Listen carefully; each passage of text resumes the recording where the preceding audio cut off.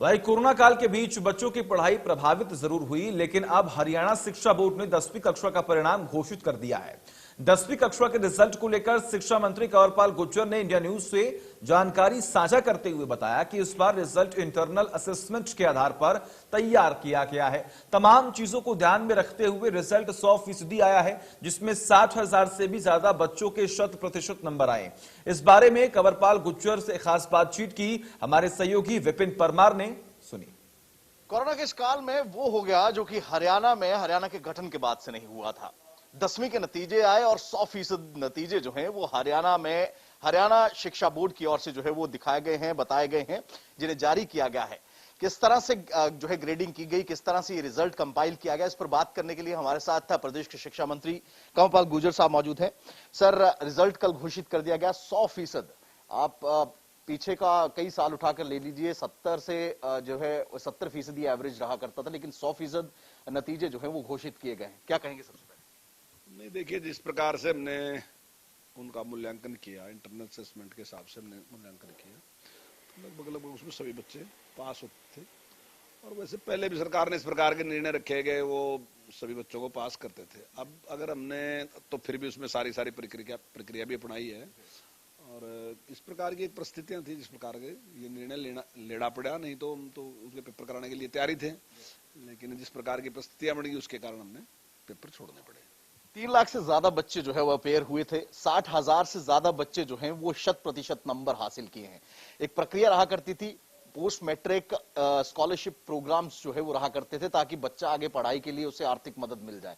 इस बार क्या उन 60,000 बच्चों को जिनके 100% नंबर आए उनको स्कॉलरशिप दी जाएगी या नहीं दी जाएगी? क्या कुछ उसका फॉर्मूला जो है वो सरकार का? देखिए, अभी हमारे पास 3,13,345 बच्चों का जो था हमने परिणाम घोषित किया है, और उसमें काफी बड़ी संख्या में जो है बच्चे, उनके इतने नंबर आए हैं कि उनको स्कॉलरशिप के जो आप कह रहे हैं। लेकिन इस रिजल्ट पे जो हमने अभी दिया, इस पे हम स्कॉलरशिप किसी को नहीं देंगे। लेकिन अगर कुछ बच्चे ऐसे हैं जो ये कहते हैं कि भाई हमारे नंबर कम रहे हैं और हम दोबारा पेपर देना चाहते हैं, ऐसी उनकी कोई अपील आती है, तो हम निश्चित तौर से उन बच्चों का पेपर लेंगे। स्थिति सामान्य जैसी ही होगी तो उनका पेपर लेंगे, और अगर ऐसे बच्चे जो पेपर देंगे और वो उस हिसाब से नंबर लेंगे तो निश्चित तौर से उनको स्कॉलरशिप देने का तय की गई है। किस तरह से अप्रोच किया जा सकता है सरकार को, क्योंकि रिजल्ट घोषित होने के बाद एक प्रशासनिक प्रक्रिया रहेगी इस चीज को लेकर। अगर बच्चा पेपर देना चाहता है तो क्या साधन उसके लिए रहेगा, क्या रास्ता उसके लिए रहेगा, किस तरह से वो अप्रोच कर सकता है? नहीं, वो जैसे ही हमारे पास एक एप्लीकेशन देगा और वो कहेगा कि मैं पेपर देना चाहता हूँ क्योंकि जो मेरा परिणाम आया मैं इससे सेटिस्फाई नहीं हूँ और मैं दोबारा पेपर देना चाहता हूँ, तो जैसे ही वो हमें देगा, अपने स्कूल में प्रिंसिपल को देगा, प्रिंसिपल जो है वो हमारे डीओ को उसके बारे में इन्फॉर्म करेगा, तो हम पूरे प्रदेश का एक साथ उसका पेपर का इंतजाम कर देंगे। पूर्व की अगर सालों की बात करें मंत्री जी, तो क्या कुछ आंकड़ा रहा करता था स्कॉलरशिप का? जो फायदा जो है कितने स्टूडेंट्स को मिला करता था पूर्व के सालों में अगर बात करें?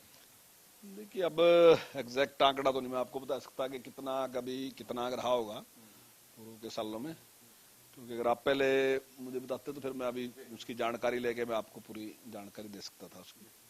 तो अभी मुझे ध्यान नहीं है कितना बच्चे थे उसमें। अगर बात करें कहीं ना कहीं इस तमाम प्रक्रिया के दौरान भी आपके पास अगर बात करें तमाम चीजें जो रिजल्ट्स आए हैं उसमें कंपार्टमेंट्स के भी छात्र थे, बाकी जो रहे उनको भी क्या अपग्रेड करने का काम किया गया? उनको भी जो है वो हाँ, जी बिल्कुल, जो बच्चे इस प्रकार के थे उनको भी अपग्रेड करने का काम किया है उन सब बच्चों को। आपके पास सर वन मंत्रालय भी है। खौरी गांव का मामला है, जिस तरह से वो सुप्रीम कोर्ट का फैसला आया है उसके बाद से जो है एक प्रक्रिया की शुरुआत हुई है। आज भी ड्रोन सर्वेलेंस जो है वहां पर किया गया है तोड़फोड़ की प्रक्रिया की शुरुआत को लेकर। क्या कुछ उन लोगों के लिए किया जा रहा है? कब तक जो है डेमोलेशन का प्रोसेस जो है उसकी शुरुआत हो जाएगी, और जो लोग बेघर होंगे उनको लेकर सरकार क्या कुछ करेगी? देखिए, माननीय सुप्रीम कोर्ट का जिस प्रकार से आदेश है उसका पालन करना हमारा ड्यूटी है, वो हम पालन करेंगे जिस प्रकार से। लेकिन क्योंकि 10,000 घर जैसी की जानकारी दी जा रही तो एक मुश्किल काम है, हमें पीड़ा होती है। 10,000 लोग वहाँ जिनका घर था और वो तोड़ा जा रहा, तो मैं ये समझता हूँ कि कुछ अधिकारी भी जिम्मेदार है निश्चित तौर से। जब ये घर बनने लग रहे थे उस टाइम भी नियमों का पता था तो उनको रोकने चाहिए थे। अब जब बढ़ने लग रहे उस समय मेरा ख्याल है इतनी बड़ी समस्या नहीं थी, लेकिन अब टूटने के बाद ये बड़ी समस्या है। तो निश्चित तौर से जब भी मीटिंग होगी मंत्रिमंडल की तो उसमें हम इस पे विचार भी करेंगे, हम क्या मदद इनकी कर सकते हैं। और मैं समझता हूँ इस पे भी मैं मुख्यमंत्री जी के सामने रखूंगा कि जिन लोगों की गलती की वजह से ये सारा कुछ हुआ उनके खिलाफ भी कार्रवाई होनी चाहिए। सरकार में होने के नाते सर दो जिम्मेदारियां आपकी हो जाती हैं, स्कूल्स, प्राइवेट स्कूल्स जो हैं उनको भी आपको देखना होता है और अभिभावक जो हैं उनको भी आपको देखना होता है। ऐसी परिस्थितियों में अनलॉक की प्रक्रिया की शुरुआत हो चुकी है, लेकिन स्कूल खोलने को लेकर जिस तरह से कोई फैसला कोई आप लेने जा रहे हैं, क्या लिया जाएगा जल्द में स्कूल खोलने का फैसला? और वहीं अभिभावकों के मैसेजेस जो है वो बजना शुरू हो गए हैं कि अब पूरे चार्जेस जो है फीस के लिए जाएंगे प्राइवेट स्कूल्स की ओर से, उसको लेकर क्या? देखिए, स्कूल खोलने की जो प्रक्रिया है, हालांकि कोरोना इस समय पूरी तरीके से कंट्रोल में है, कोई समस्या नहीं है, लेकिन कोरोना की वजह से जिस प्रकार का भय जो है वो समाज में व्याप्त था, तो वो अभी पूरी तरीके से समाप्त नहीं हुआ।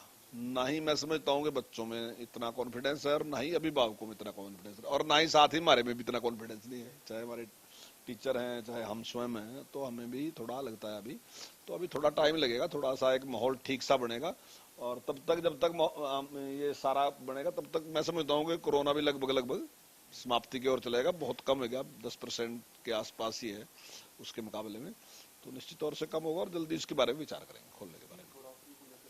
देखिए, फीस बढ़ोतरी का पहले कोई इस प्रकार का नियम नहीं रहा कि कितना बढ़ा सकते हैं। फॉर्म 6 होता है और उसमें कोई भी प्राइवेट स्कूल है वो लिख के देता है कि वो कितनी फीस लेगा, और जितनी भी उसमें लिख के देगा वो ले सकता है। लेकिन अभी मैंने बात की है इसके बारे में, और निश्चित तौर से इसके बारे में हम एक नियम बनाने जा रहे हैं, उसकी प्रक्रिया शुरू हो चुकी है, और उसमें एक निश्चित करेंगे कि इतना ही फीस बढ़ा सकते हैं, एक निश्चित फीस बढ़ा सकते हैं आप 8-10% या जो भी वो उसमें विचार करके रखेंगे, तो आप जितनी बढ़ा सकते हैं उतनी बढ़ा सकते हैं। इसका मतलब ये नहीं कि अगर आपको केवल ये छूट दे दी तो आप दुगनी कर देंगे। कुछ स्कूलों की मेरे पास इस प्रकार की भी कंप्लेंट आई है कि जिन्होंने पूरी तरीके से डबल कर दिया उसको, जो कि पूरी तरीके से गलत है, और इस टाइम में जब कोरोना में इस तरीके से प्रभावित हैं तो ऐसे में डबल करना बिल्कुल गलत है। मैं आपके चैनल के माध्यम से जो प्राइवेट स्कूल हैं उनको भी कहना चाहूंगा कि निश्चित तौर से समाज की जो पीड़ा है उसको ध्यान में रखते हुए उस पर निर्णय लें, नहीं तो निश्चित तौर से हम जल्दी कानून बनाने वाले हैं और इस समस्या का समाधान करेंगे। तो शिक्षा मंत्री कंवरपाल गुर्जर है जिनका ये कहना है कि जो फॉर्मूला अडॉप्ट किया गया रिजल्ट्स कंपाइल करने के लिए, क्योंकि तमाम कंपाइलेशन करने के बाद ये रिजल्ट जो है वो बनाया गया है, तो ऐसे में जो 60,000 3 लाख से ज्यादा बच्चे अपेयर हुए थे, 60,000 से ज्यादा बच्चे 100% नंबर के साथ पास हुए हैं, वो जो है उनको स्कॉलरशिप का जो है वो फायदा नहीं मिलेगा इस बार। लेकिन अगर आप चाहते हैं कि आपको अपने अंक सही नहीं लग रहे या ग्रेडिंग सही नहीं लग रही, तो आप दोबारा से पेपर देकर जो है अगर आप टॉपर की परिस्थिति में आते हैं तो वो स्कॉलरशिप के आप भागीदार हो जाएंगे। वहीं साथ ही साथ फीस बढ़ोतरी को लेकर भी साफ तौर पर प्राइवेट स्कूल एसोसिएशन से अपील की गई है कि इस तरह की आपदा में कहीं ना कहीं तमाम चीजों को ध्यान में रखते हुए तमाम फैसले जो है वो लिए जाए और जल्द एक फॉर्मूला फीस बढ़ोतरी को लेकर सरकार बनाने जा रही है। कैमरा पर्सन शशांक के साथ विपिन परमार, इंडिया न्यूज, चंडीगढ़।